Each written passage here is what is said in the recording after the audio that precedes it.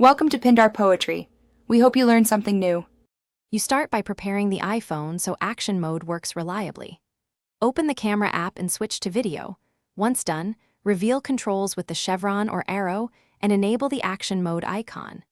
Make sure to hold the phone with a two-handed grip or mount it on a gimbal for best stabilization. You do this because action mode crops and uses sensor data to stabilize, so minimizing extra movement maximizes effective frame and keeps subjects sharp. Next, you configure how action mode records so you capture usable footage.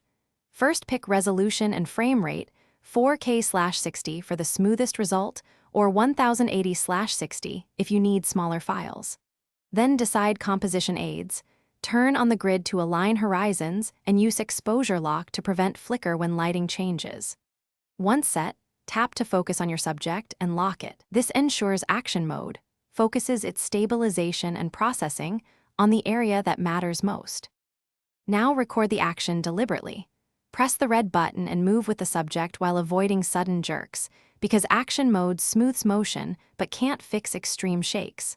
Once finished, review the clip in Photos and trim any unwanted start or end. Export or edit in iMovie for further stabilization or color tweaks. If the result looks overly cropped or still shaky, make sure to retry with a steadier hold or toggle action mode off to compare. That troubleshooting step quickly reveals what worked. Thanks for watching. Consider subscribing if we helped you.